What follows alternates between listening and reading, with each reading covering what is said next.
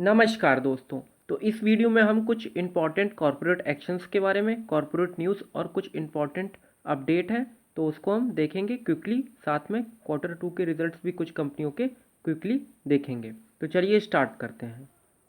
देखिए, आज के दिन निफ्टी 0.21% के साथ गिरा। इसमें मेनली जो रीज़न था, हैवी वेट्स जितने भी थे वहाँ पे काफ़ी ज़्यादा गिरावट देखने को मिली। साथ में स्मॉल कैप्स में अच्छी खासी प्रॉफिट बुकिंग देखने को मिली है। तो ये एक छोटा सा अपडेट था। अब बात करते हैं फर्स्ट केमिकल स्टॉक की। आरती इंडस्ट्रीज़ की बात की जाए तो आरती इंडस्ट्रीज़ के ईयर ऑन ईयर बेसिस पे अगर हम कंपेयर करें तो यहाँ पे रेवेन्यू में तो इम्प्रूवमेंट 12% का देखने को मिल रहा है, लेकिन जो पैट है, जो नेट प्रॉफिट है, यहाँ पे 45% का डिक्रीजमेंट देखने को मिलता है ईयर ऑन ईयर बेसिस पे।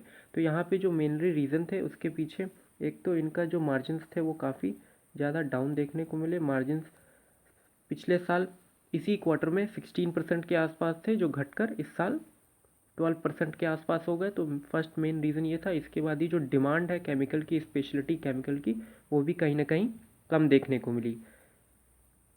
और एक पॉइंट और है इसमें, देखिए, एक्सपेंसेस जो थे इनके हाई थे और ऑपरेटिंग चैलेंजेस के कारण यहाँ पे काफ़ी ज़्यादा प्रॉफिट में गिरावट देखने को मिली। तो ये स्टॉक में काफ़ी ज़्यादा ऑलरेडी गिरावट हो चुकी है। अब देखते हैं कि यह कहाँ बॉटम बनाता है। फिलहाल तो इसकी अभी नेगेटिविटी जारी है। नेक्स्ट स्टॉक की बात करते हैं तो चोला फाइनेंशियल होल्डिंग्स लिमिटेड। तो यहाँ पे कंपनी के रिजल्ट्स क्वार्टरली काफ़ी अच्छे रहे। ऑलमोस्ट 25% से अबव ऑन एन एवरेज 30% के आसपास यहाँ पे सेल्स एंड नेट प्रॉफिट में जंप देखने को मिला है। और इसकी जो कंपनी है फाइनेंशियल चोला इन्वेस्टमेंट, वहाँ पे भी रिजल्ट जो हैं काफ़ी अच्छे रहे हैं पिछले कुछ क्वार्टर्स में। नेक्स्ट कंपनी की बात करते हैं। नेक्स्ट कंपनी है Equitas small finance bank limited. तो यहाँ पे देखिए सेल्स में इम्प्रूवमेंट देखने को मिला है, लेकिन यहाँ पे जो माइक्रो फाइनेंस जो लैंडिंग है वहाँ पे क्राइसिस के कारण यहाँ पे नेट प्रॉफिट में हमें ऑलमोस्ट 100% का डिप देखने को मिला है। तो ये नेगेटिव है इस स्टॉक के लिए। और जैसा कि आप सब जानते हैं कि जितना भी इस समय जो माइक्रो फाइनेंस सेक्टर है वो थोड़ा सा क्राइसिस में चल रहा है। इसी के कारण IDFC फर्स्ट बैंक के भी रिजल्ट काफ़ी अच्छे नहीं थे। तो इस स्टॉक पर भी आपको नज़र बना के रखनी चाहिए। नेक्स्ट स्टॉक है वेदांता लिमिटेड। तो यहाँ वेदांता लिमिटेड के स्टॉक में अप्रॉक्सीमेटली 3 to 4% का यहाँ पे सेल्स में डिप देखने को मिला है ईयर ऑन ईयर बेसिस पे। लेकिन अगर आप प्रॉफिट की बात करें तो यहाँ पे अप्रॉक्सीमेटली मोर देन 500% से अबव यहाँ पे प्रॉफिट देखने को मिले हैं। तो इसका पीछे मेन रीज़न था कि जो टैक्स परसेंटेज है वो काफ़ी कम था और जो ऑपरेटिंग एक्सपेंसेस थे उनमें भी ज़्यादा कुछ इंक्रीजमेंट नहीं देखने को मिला। तो मेजर टैक्स जो था ये रीज़न था इस प्रॉफिट के जंप में। इसके साथ ही वेदांता ने अपडेट दिया है कि जो उसकी पेरेंट कंपनी है that is VRL Vedanta resources limited, उसने सक्सेसफुली रेज़ किया था $1.2 बिलियन। और उससे कहीं ना कहीं उस कंपनी ने 3% का जो इंटरेस्ट पे कॉस्ट थी उसको कम किया है। साथ में कंपनी ने पेरेंट लेवल पर डेट को रिड्यूस किया है बाई $1 बिलियन फर्स्ट हाफ में, मतलब कि फाइनेंशियल ईयर 25 के फर्स्ट हाफ में $1 बिलियन से यहाँ पे डेट को रिड्यूस किया गया है। और डीमर्जर से रिलेटेड न्यूज़ है, तो डीमर्जर जो है ऑन ट्रैक है और इन इट्स फाइनल स्टेजेस है। तो जल्दी ही हमें डीमर्जर से रिलेटेड भी न्यूज़ देखने को मिल सकती है। अगर ऐसा ही चलता रहा तो कंपनी की जो फाइनेंशियल स्टेबिलिटी है वो इम्प्रूव होगी और कहीं ना कहीं उसका असर हमारे शेयर होल्डर्स को मिल सकता है in the form of dividend. तो डिविडेंड पॉलिसी पे भी कंपनी जल्दी कुछ अपनी जो भी उनकी रिसेंट अर्निंग कॉल होगी उसमें कुछ ना कुछ बताएगी। नेक्स्ट स्टॉक की बात करें तो नेक्स्ट स्टॉक है एक्शन कंस्ट्रक्शन इक्विपमेंट लिमिटेड। तो देखिए, इंफ्रास्ट्रक्चर सेक्टर में कंपनी काफ़ी अच्छा कर रही थी, लेकिन उसके बाद जो डिमांड थी ऑर्डर फ्लो की वो कहीं ना कहीं कम हुई। उसके साथ ही यहाँ पे सेल्स के भी थोड़ा सा डिक्रीजमेंट देखने को मिला, not in this quarter but overall अगर सिनेरियो की बात करें तो यहाँ पे सेल्स में 12% का अबव इंक्रीजमेंट देखने को मिला है ईयर ऑन ईयर बेसिस पे। और नेट प्रॉफिट में भी 28% का जंप देखने को मिला है ईयर ऑन ईयर बेसिस पे। तो ये कंपनी के लिए पॉजिटिव है और इंफ्रास्ट्रक्चर से रिलेटेड कंपनी है। मेनली इक्विपमेंट जो प्रोवाइड करती है जैसे कि क्रेन्स वगैरह हो गई, पाइलिंग वर्क से रिलेटेड। तो कंपनी का जो ओवरऑल बिजनेस स्ट्रक्चर है वो काफ़ी अच्छा है लॉन्गर टर्म के लिए, क्योंकि अभी इंडिया एक डेवलपिंग स्टेज पे है और डेवलप्ड नेशन बनने के लिए कंपनी को मीन्स इंडिया को काफ़ी इंफ्रास्ट्रक्चर क्रिएट करने की आवश्यकता होगी। नेक्स्ट स्टॉक है मिस्टर बैक्टर्स। तो ये देखिए FMCG फूड्स का, FMCG सेक्टर में एक स्टॉक है मेनली अगर आप देखें सेल्स की बात करें तो सेल्स के नंबर्स काफ़ी अच्छे थे 20%, लेकिन यहाँ पे प्रॉफिट में उतना खास इम्प्रूवमेंट देखने को नहीं मिला है। अप्रॉक्सीमेटली 4% का इम्प्रूवमेंट देखने को मिला है ईयर ऑन ईयर बेसिस पे।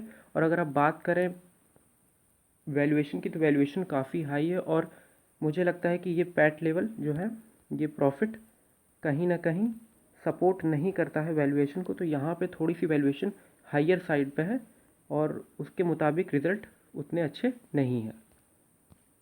नेक्स्ट स्टॉक की बात करते हैं तो नेक्स्ट स्टॉक है टाटा मोटर्स। तो यहाँ टाटा मोटर्स जैसा कि आप जानते हैं कि ऑटो सेक्टर की जो डिमांड है इस auto specially auto passenger vehicles की वो इतनी अच्छी नहीं है। तो यहाँ पे सेल्स में 4% का मिनिमल डिप देखने को मिला सिंगल डिजिट में, और जो क्वार्टरली प्रॉफिट थे उसमें मोर देन 13% के आसपास का यहाँ पे डिप देखने को मिला है। तो इस समय तो जो ऑटो सेक्टर में मेनली महिंद्रा एंड महिंद्रा के अच्छे रिजल्ट आए। अब देखते हैं मारुति सुजुकी के रिजल्ट ठीक ही ठाक थे, लेकिन जो डिमांड है ओवरऑल पैसेंजर व्हीकल्स की वो काफ़ी डाउन चल रही है, क्योंकि जो एफ्लुएंट क्लास है वहाँ पे देखा जा रहा है कि जो व्हीकल्स जो पैसेंजर व्हीकल्स की जो कीमत 10 लाख से ऊपर है वहाँ पे काफ़ी अच्छा इंप्रूवमेंट देखने को मिल रहा है सेल्स में, लेकिन जो बिलो 10 लाख है वहाँ पे डिप देखने को मिल रही है। तो ये स्टॉक में थोड़ा सा नेगेटिविटी बरकरार रहेगी अभी, स्पेशली ऑटो सेक्टर्स में। नेक्स्ट स्टॉक की बात करते हैं तो नेक्स्ट स्टॉक है पावर फाइनेंस कॉरपोरेशन लिमिटेड। तो यहाँ पे कंपनी के सेल्स में 15% का जंप देखने को मिला है ईयर ऑन ईयर बेसिस पे। इसके साथ अगर बात करते हैं नेट प्रॉफिट की तो नेट प्रॉफिट में भी यहाँ पे 10% का जंप देखने को मिला है। तो ओवरऑल रिजल्ट ठीक ही ठाक है बात की जाए तो। नेक्स्ट स्टॉक है यहाँ पे प्रीमियम सेगमेंट में अगर बात करते हैं लग्जरी आइटम्स की, लग्जरी गुड्स सेक्टर से रिलेटेड, तो यहाँ पे इथॉस लिमिटेड है जो वॉचेज़ में डील करती है। कंपनी की सेल्स अच्छी खासी ग्रोथ हुई 26% के आसपास। नेट प्रॉफिट में भी 14% का यहाँ पे जंप देखने को मिला है, लेकिन वैल्यूएशन की अगर बात की जाए तो 76 का पी चल रहा है। पैट को ये वैल्यूएशन सपोर्ट नहीं करती है, मुझे ऐसा लगता है, क्योंकि वैल्यूएशन काफ़ी हाई है एज़ कंपेरिजन टू ग्रोथ यहाँ पे उतनी अच्छी नहीं देखने को मिल रही है। तो थोड़ा सा करेक्शन या थोड़ा सा रिट्रेसमेंट आ सकता है। और वैसे देखा जाए तो ये स्टॉक जो है प्रीमियम सेक्टर वैसे भी अच्छा कर रहा है। किसी भी फील्ड में देखें आप, प्रीमियम जो एफिलेंट क्लास है वो काफ़ी ज़्यादा स्पेंडिंग कर रहा है, लेकिन जो मिडिल क्लास, जो लोअर मिडिल क्लास है, अपर मिडिल क्लास है, वहाँ कहीं ना कहीं जो कंज्यूमर इतना ज़्यादा कंज्यूम नहीं कर रहा है कोई भी चीज़ पे, तो इसको देखने वाली बात होगी। नेक्स्ट स्टॉक है केमिकल सेक्टर का फाइन ऑर्गेनिक्स लिमिटेड। तो फाइन ऑर्गेनिक्स लिमिटेड के रिजल्ट भी ठीक ठाक हैं। यहाँ पे 26% का जंप देखने को मिला है ईयर ऑन ईयर बेसिस पे, और नेट प्रॉफिट में 40% के 43% का जंप देखने को मिला है। तो ओवरऑल रिजल्ट काफ़ी अच्छे हैं अगर अभी तक केमिकल सेक्टर की बात की जाए तो। नेक्स्ट कंपनी है लाइफ इंश्योरेंस कॉरपोरेशन लिमिटेड। तो यहाँ पे लाइफ इंश्योरेंस कॉरपोरेशन में सेल्स जो है 14% से अबव देखने को मिलती है, लेकिन नेट प्रॉफिट में 4% का डाउनफॉल देखने को मिलता है, और प्रीमियम इनकम जो है इनकी 11% से कहीं ना कहीं बढ़ती हुई दिख रही है। तो यहाँ पे रिज़ल्ट सबड्यूड कहेंगे और इतने अच्छे खास रिज़ल्ट है नहीं। नेक्स्ट कंपनी है खादिम इंडिया लिमिटेड। तो खादिम इंडिया लिमिटेड में यहाँ पे जितना भी ये कंज्यूमर से रिलेटेड स्टॉक है यहाँ पे कोई ग्रोथ नज़र ही नहीं आ रही है, वॉल्यूम सेंस में भी है, यहाँ पे ओवरऑल वैल्यू सेंस में भी। 2% का जंप देखने को मिला है सेल्स में, प्रॉफिट में यहाँ पे 30% का जंप देखने को मिला है, जो कि डिसेंट है। अगर रिलैक्सो से कंपेयर करेंगे तो रिलैक्सो के रिजल्ट तो काफ़ी अच्छे नहीं रहे हैं, प्रॉफिट में काफ़ी ज़्यादा फॉल देखने को मिला है।